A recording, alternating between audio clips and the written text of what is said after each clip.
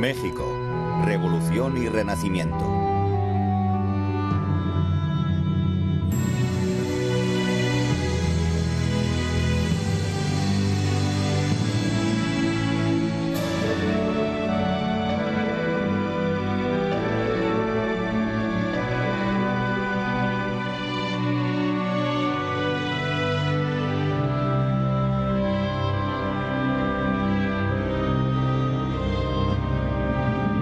México, 1876.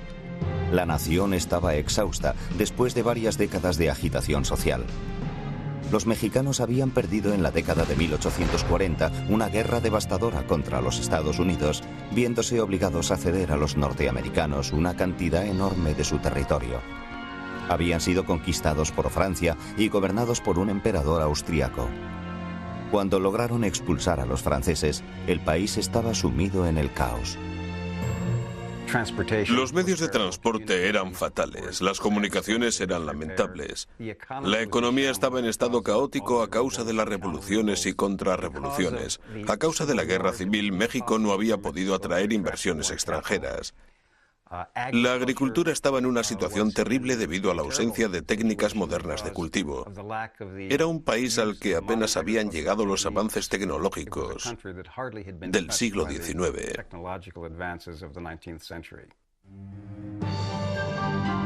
Después de la muerte del inmensamente popular líder indio Benito Juárez en 1872, un poderoso general llamado Porfirio Díaz se convirtió en el político más destacado del país. Díaz, héroe del 5 de mayo, opinaba que gobernar México requería mano dura. Cuando Díaz llegó al poder, le preocupaba mucho la idea de crear estabilidad en México. Si miramos al pasado de México, veremos que era uno de los países más inestables de Iberoamérica. Quería estabilizar el país y creía que debía estabilizarlo usando la fuerza.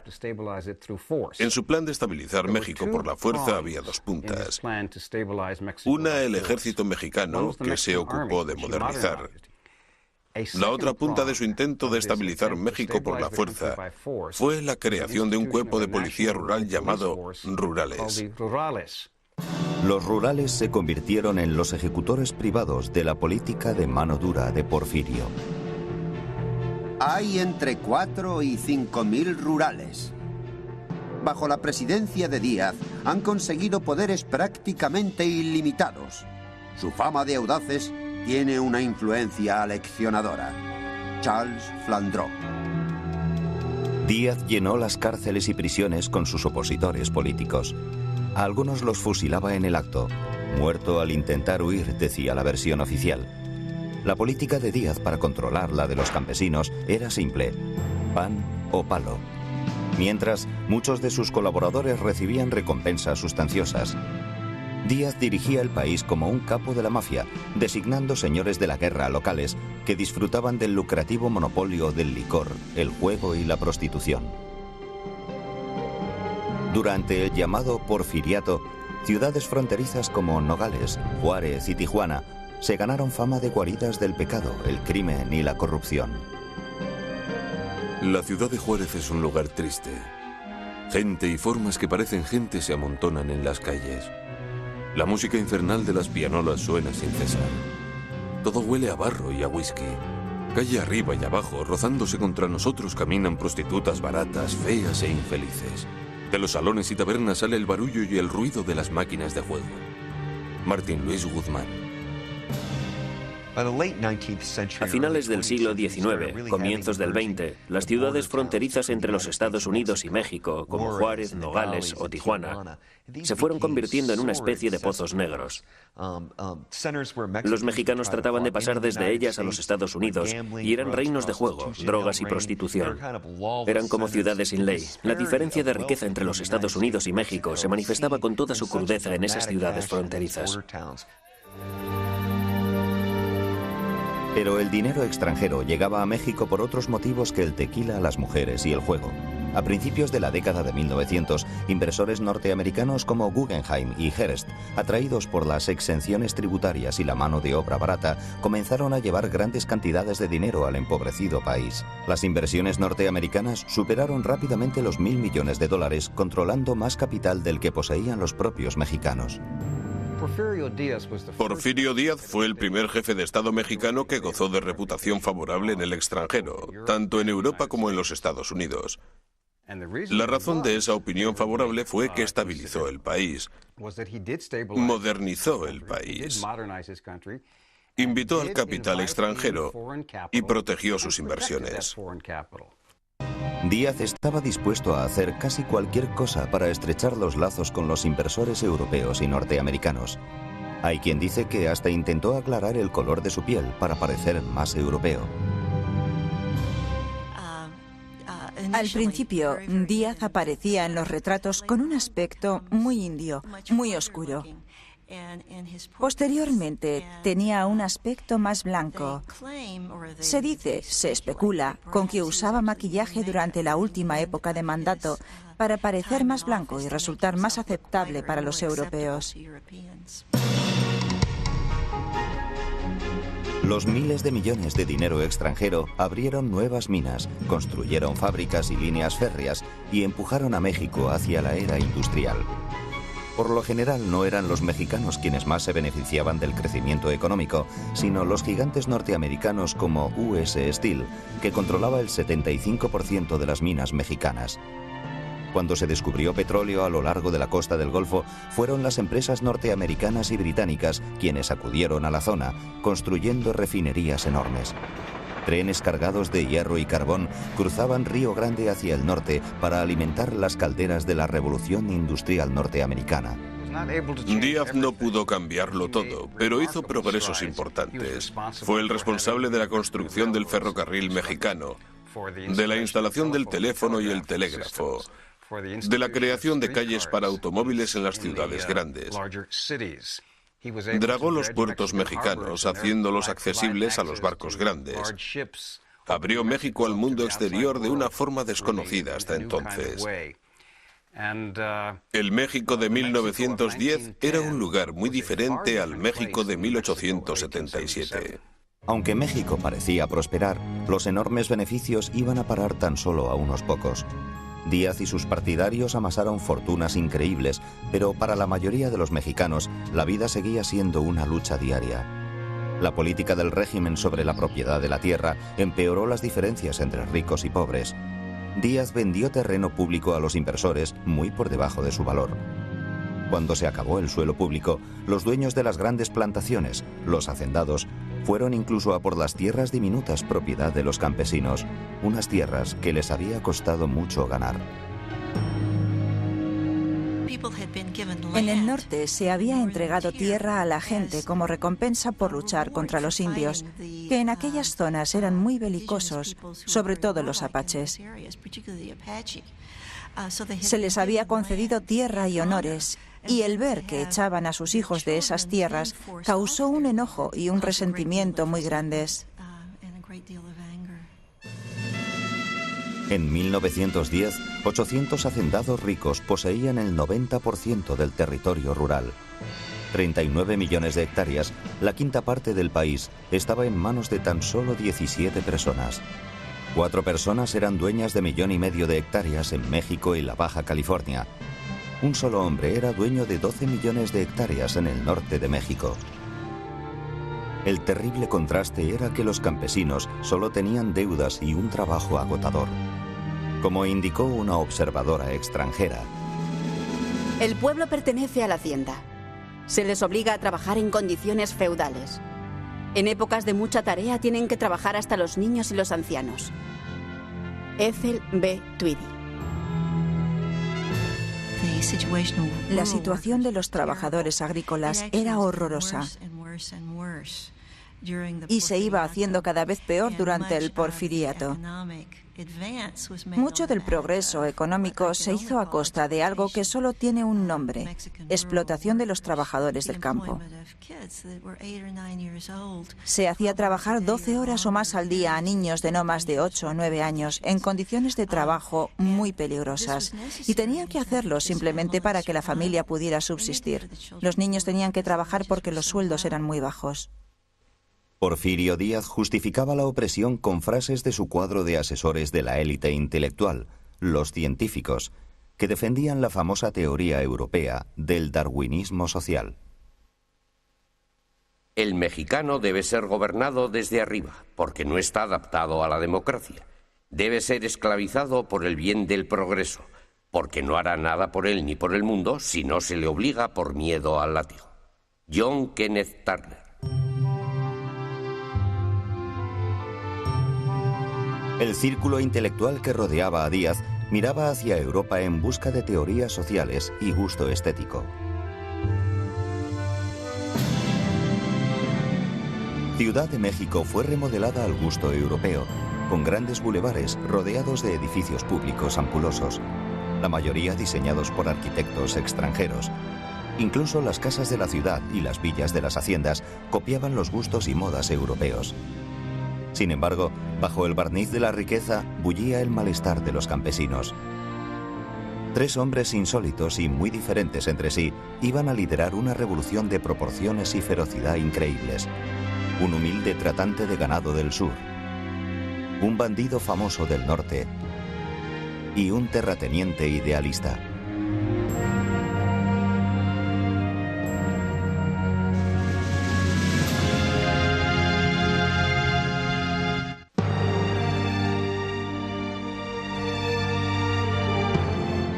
En 1910, Porfirio Díaz buscaba un hasta entonces nunca visto 6º mandato como presidente de México. Pero el régimen se estaba debilitando, minado por el malestar de los campesinos, los problemas laborales y la insatisfacción de la clase media. Por primera vez en casi 30 años, Díaz se enfrentaba a un rival importante, Francisco Madero. El cultivador de algodón liberal de Coahuila fue aclamado por la multitud como el apóstol de la democracia. En mi opinión, Madero era una persona con mucha conciencia social, y creo que en eso residía su gran atractivo. Se preocupaba por los trabajadores, de sus posesiones, y como administrador se preocupaba por asuntos como la salud de sus trabajadores. Era un hombre amable y preocupado por los problemas sociales, pero era definitivamente un miembro de la élite. Cuando 30.000 partidarios de Madero se manifestaron frente al Palacio Nacional, Díaz arrestó no solo a Madero, sino también a 5.000 de los manifestantes. Díaz proclamó una victoria aplastante en las elecciones, asegurando que Madero había recibido solo 197 votos. 197 votos. No era un indicio de los votos que pudiera haber conseguido en realidad. Para todo el mundo fue un indicio de lo fraudulento que se había vuelto el régimen, porque tenía que servirse del fraude en las urnas para permanecer en el poder. En cuanto salió de prisión, Madero pasó a Texas y lanzó un desafío a Díaz. La tiranía nos oprime de tal manera que se ha vuelto intolerable. Este sistema violento e ilegal no puede seguir existiendo. Declaro ilegales las últimas elecciones. Conciudadanos, os invito a que toméis las armas y derribéis al gobierno del general Díaz. Francisco Madero. Después de 3 décadas de opresión, aparecía por fin un líder mexicano dispuesto de verdad a desafiar a Porfirio Díaz. Estoy seguro de que Madero sabía el riesgo que entrañaba desafiar a Porfirio Díaz, pero estaba dispuesto a correrlo, porque la recompensa era enorme. En la política mexicana, si no te arriesgas, no llegas muy lejos. Sobre todo en la época de Porfirio Díaz. Estaba dispuesto a arriesgarse.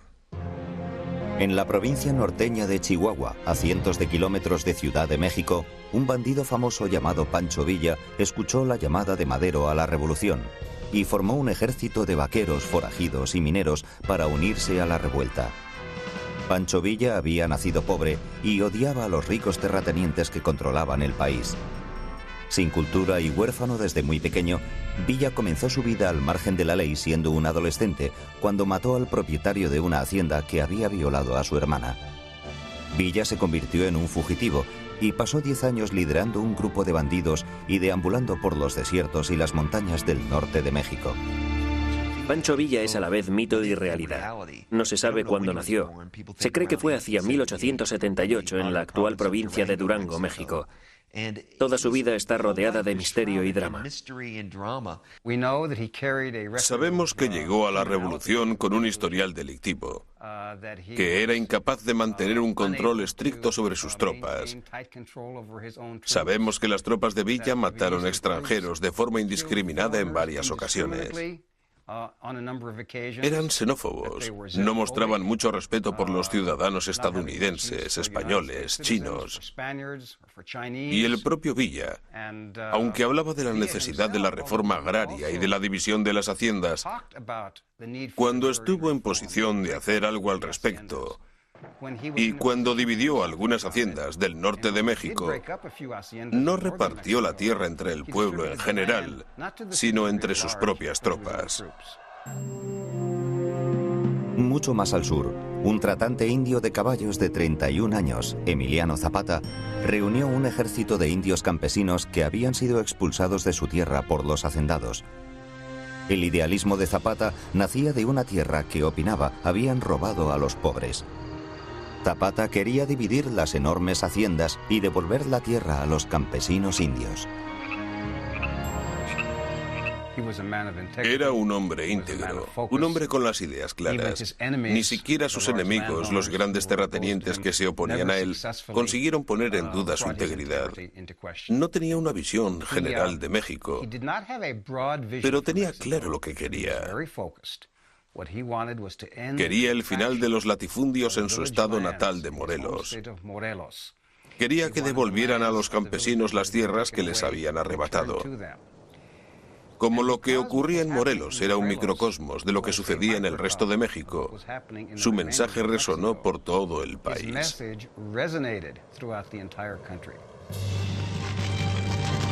Llenos de furia, los campesinos de Zapata quemaron las haciendas, mataron a los terratenientes y recuperaron las tierras ancestrales con fusiles y machetes. No nos gusta lo que nos pagan los ricos. No es suficiente para comer y vestir. Quiero que todos tengan un trozo de tierra que puedan plantar y recolectar. Emiliano Zapata. Los revolucionarios más parecían vaqueros, granjeros o bandidos que un ejército de verdad. Unos llevan ponchos, otros ropa de peones. Muy pocos tienen zapatos. La mayoría solo sandalias de cuero y el resto van descalzos. Llevan el rifle colgado de la silla y 4 o 5 cartucheras cruzándoles el pecho. Ese es su uniforme de combate. John Reed.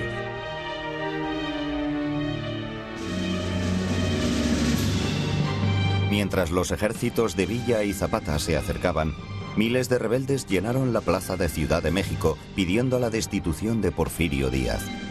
El ejército federal abrió fuego y mató a 200 personas en la plaza, pero la multitud se negó a dispersarse.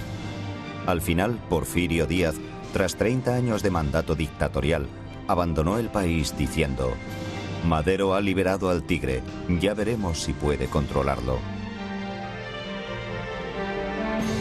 Madero representaba el cambio político en el país, representaba una opción nueva y sobre todo representaba la oportunidad de participar para gente que había sido dejada de lado por el sistema político durante mucho tiempo, especialmente para una generación nueva de mexicanos, gente de entre 20, 30 y 40 años que jamás había participado en los asuntos de la nación.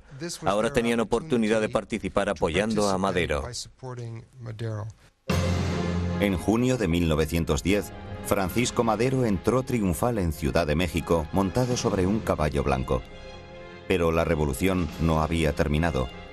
El líder indio Emiliano Zapata suplicó a Madero que permitiera a los campesinos del sur conservar las tierras que habían ganado con su sangre.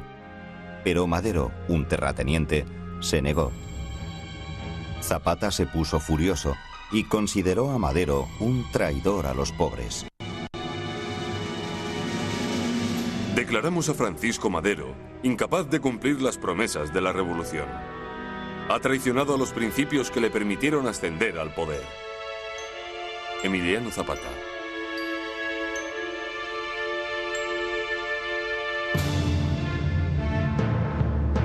La revolución avanzó hacia un clímax sangriento.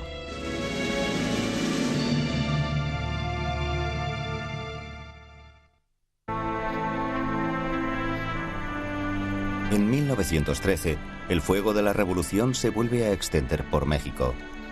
En el sur, el ejército de campesinos de Zapata lo arrasaba todo, decididos a derrocar al presidente Madero, que se había negado a conceder tierras a los campesinos. Madero había entendido mal la revolución. No era lo bastante fuerte para gobernar como dictador, ni lo bastante idealista para inspirar a los pobres. A Madero comenzaban a abandonarlo hasta sus partidarios de Ciudad de México.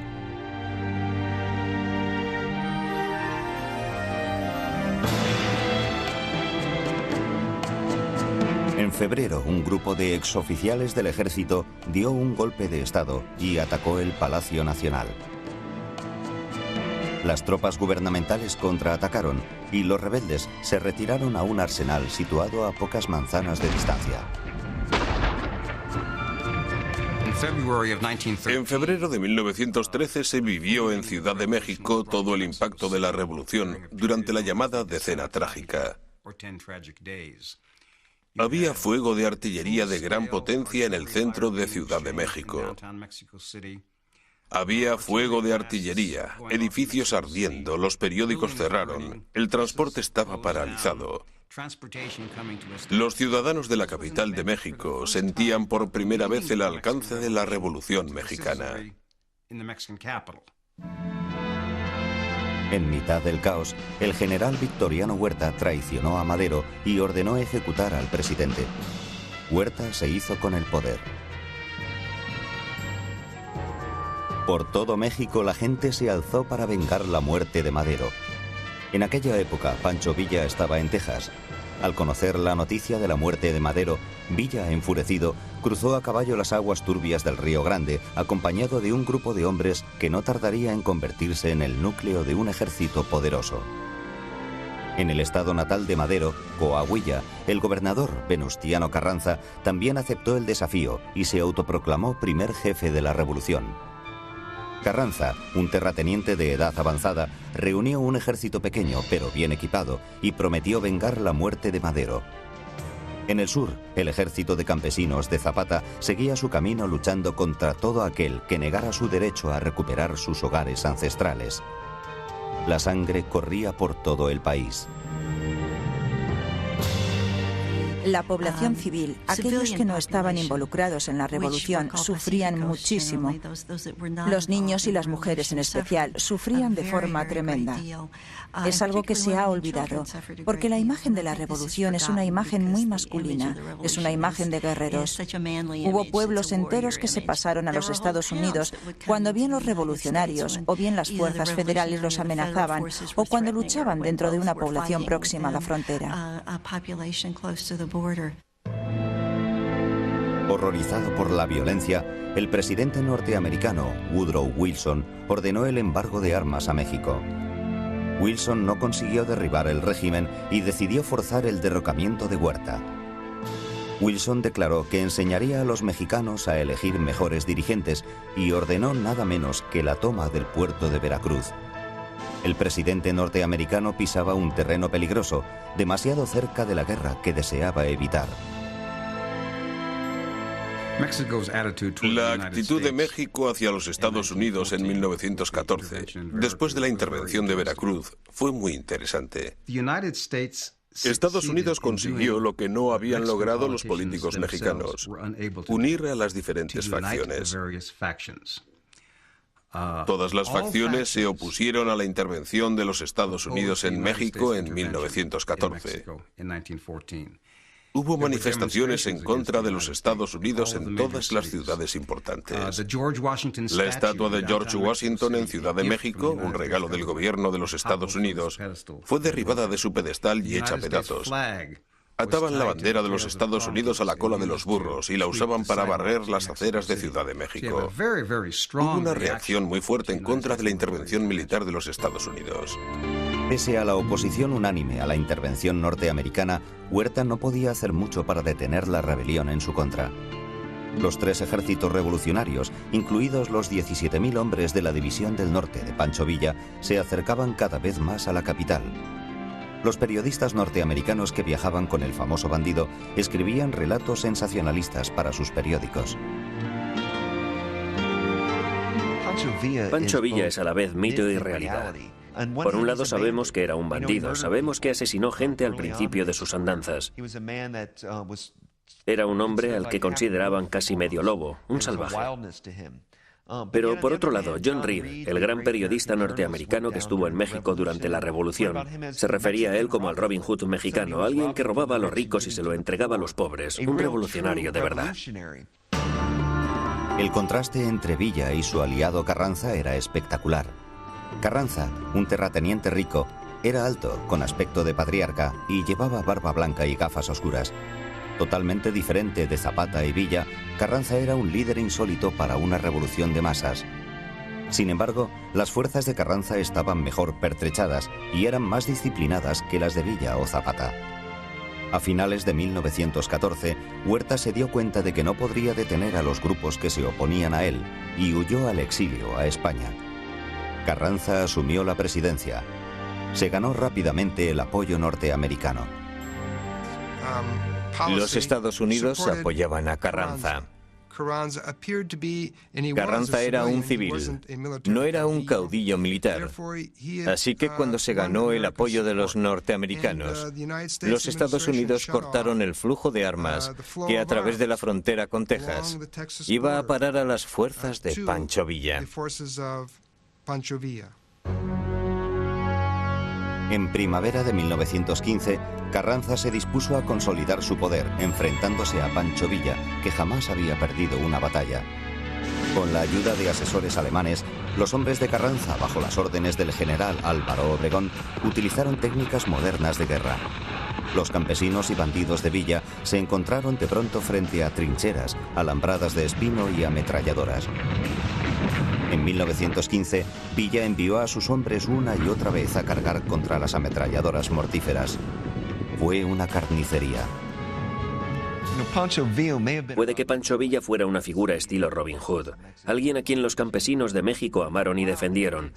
Y durante una temporada, mientras dirigía la guerrilla en asaltos y escaramuzas, obtuvo triunfos sorprendentes, pero durante la Primera Guerra Mundial y después de la Primera Guerra Mundial, se vio frente a las ametralladoras, frente a la artillería, y no tuvo oportunidad alguna. Era una figura pintoresca de un oeste que había dejado de existir. Con su ejército destrozado, Villa se retiró una vez más como bandido a las colinas para preparar su venganza contra los norteamericanos que le habían abandonado.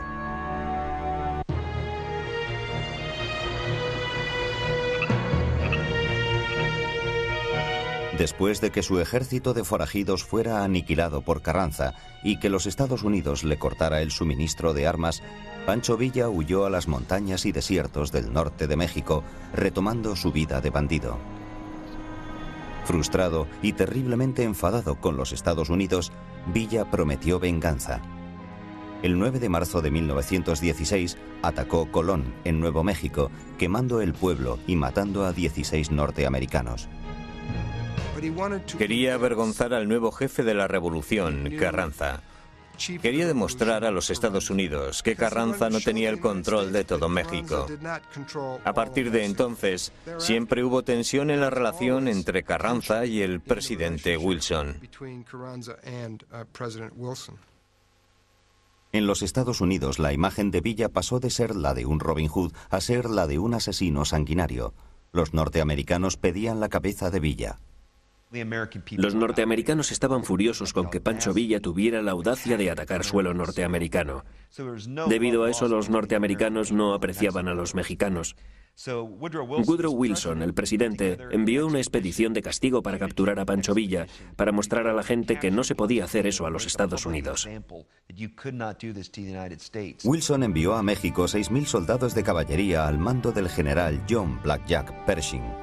Los soldados persiguieron a Villa durante 10 meses. Pershing usó incluso un escuadrón de aeroplanos, pero fue incapaz de capturar a Villa en aquellas montañas que Villa había recorrido tantas veces como bandido y como revolucionario. Aunque la gente sabía dónde estaba, nadie lo delataba. Era el forajido, el héroe del pueblo mexicano, y acabó pasando la mayor parte del tiempo escondido en una cueva con una pierna herida. Tenía un saco de azúcar y fue capaz de superar sentado la búsqueda. Aumentó su prestigio en la vida mexicana porque había sido más listo que los yanquis.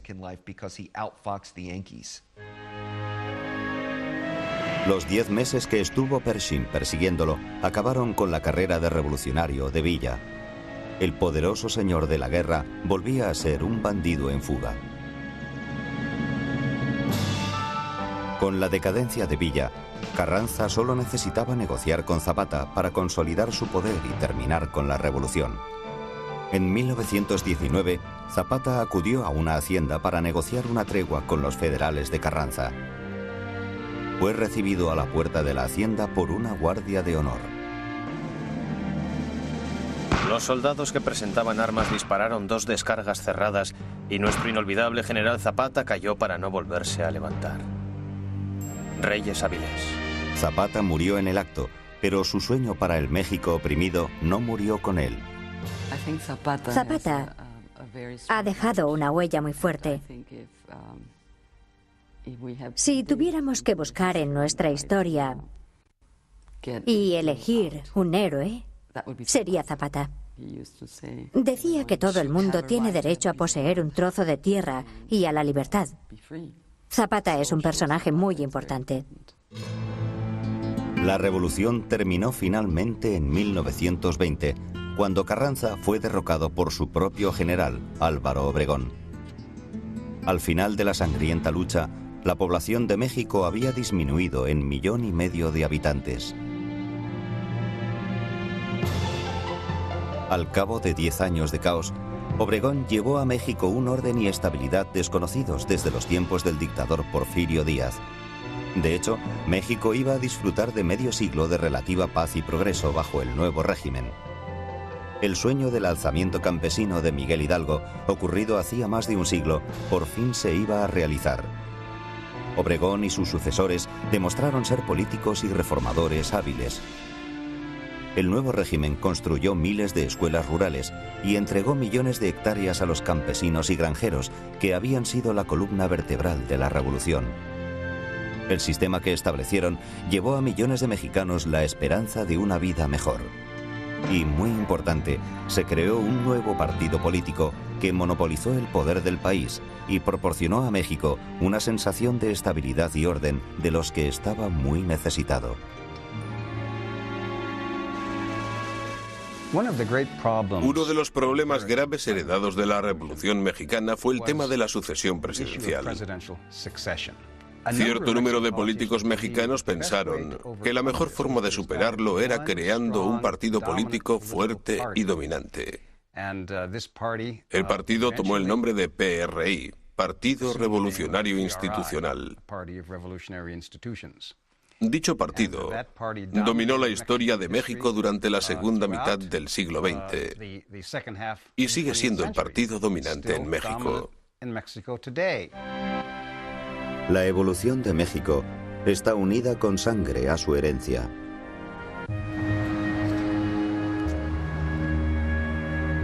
México en la era moderna.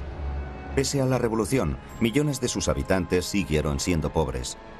Aunque México es una tierra rica en recursos naturales, esa abundancia no se ha usado nunca para favorecer a la mayoría de la población. Las décadas de 1920 y 1930 conocieron la explotación de uno de los mayores yacimientos de petróleo del mundo, situado en la zona costera de México.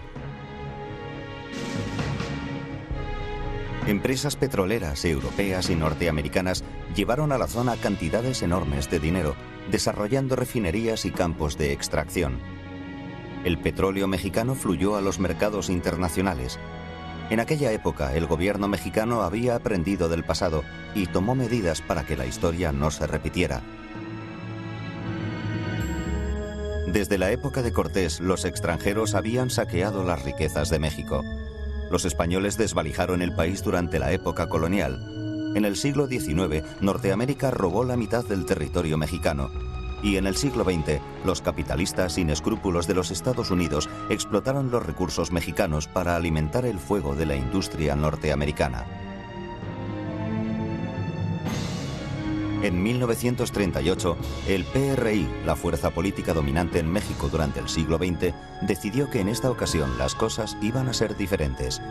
La riqueza que fluía de los pozos de petróleo mexicanos debía fluir hacia las arcas mexicanas. El gobierno nacionalizó el control de la producción de petróleo y expulsó a los extranjeros. Los inversores europeos y norteamericanos se pusieron furiosos. En 1938, no podían creer que México pensara siquiera en nacionalizar la industria del petróleo. Al principio pensaban que el gobierno mexicano y los trabajadores mexicanos serían incapaces de hacer funcionar su propia industria del petróleo. Por eso pensaron que no lo harían. Además, todas las compañías extranjeras querían dar un ejemplo con México. Se opusieron a todas las regulaciones y a todas las reivindicaciones de los sindicatos mexicanos del petróleo. Fue esa intransigencia lo que hizo que Lázaro Cárdenas nacionalizara la industria. Pero esta ocasión, igual que muchas ocasiones anteriores, se quedó en nada. Ningún país construido sobre el petróleo se ha hecho grande. Si se infla la economía, se producen economías falsas que generan una inflación enorme. Los productos fabricados resultan demasiado caros para ser vendidos. Se pierden puestos de trabajo. Suceden una serie de cosas que distorsionan la estructura de la economía. Esto ocurrió en México. Cuando el precio del petróleo baja o aparecen otras fuentes, te quedas sin dinero. Pese a la riqueza generada por la producción anual de millones de barriles de petróleo en la década de 1950 y 60, México seguía siendo una tierra de ricos y pobres. Un grupo que sí se benefició de la riqueza del petróleo de México fue el PRI. La corrupción del gobierno hizo recordar los peores días de Santa Anna. Pese a la aparente estabilidad, el enfado del pueblo iba en aumento.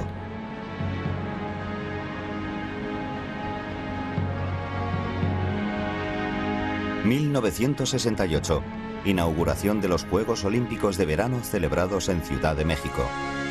Con los ojos de todo el mundo puestos en México, los estudiantes de la Universidad Nacional llenaron la plaza de Tlatelolco para protestar por el control monopolista del poder político ejercido por el PRI.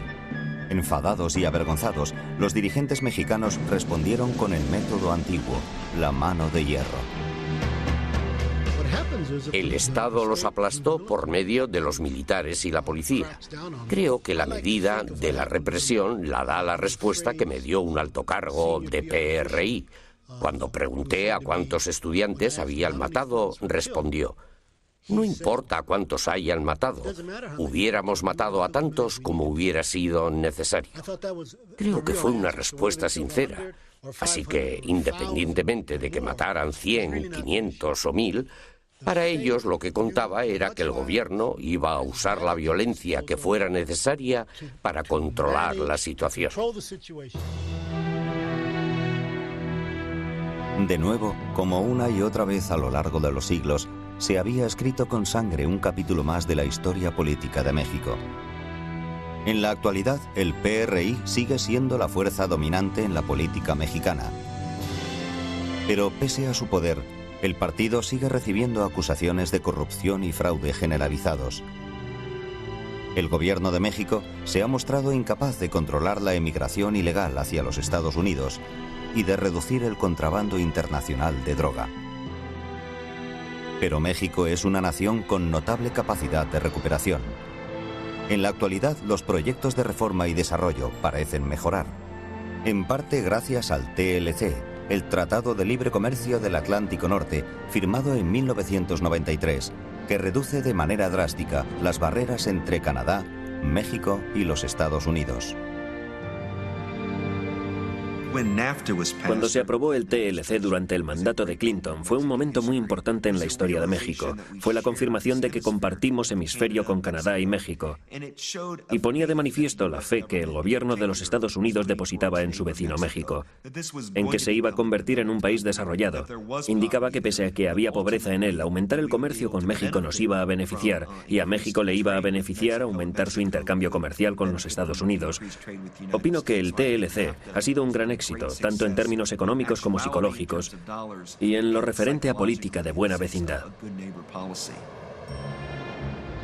Por primera vez en la historia, México parece dispuesto a adoptar un modelo económico que ha funcionado muy bien para sus vecinos del norte. Las esperanzas para el futuro se centran alrededor de la capital de la nación. Ciudad de México tiene una población de 20 millones de habitantes y 2.175 kilómetros cuadrados, 3 veces la superficie de Nueva York. Aunque la contaminación industrial y la pobreza castigan a zonas amplias de la ciudad, otras son tan prósperas y cosmopolitas como cualquier zona de Norteamérica. El legado del pasado de México se ve rápidamente en la capital. Hace casi 5 siglos, cuando el conquistador Hernán Cortés llegó de España, la capital de México era ya una de las metrópolis más grandes del mundo. Cortés y sus hombres quedaron deslumbrados por el tamaño y el esplendor de la ciudad, sus grandes pirámides, sus jardines colgantes y una increíble población de 200.000 habitantes.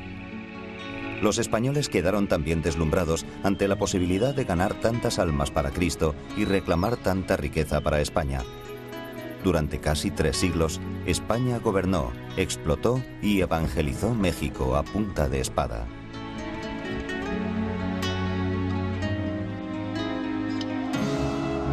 Al cabo de 3 años, México se liberó de los españoles, pero no pudo librarse de su legado de violencia. Las guerras civiles, las invasiones extranjeras y las revoluciones han dejado marcas perdurables. El territorio lo formaron volcanes y terremotos, fuego y agitación. Al pueblo de México le dieron forma las batallas y la sangre.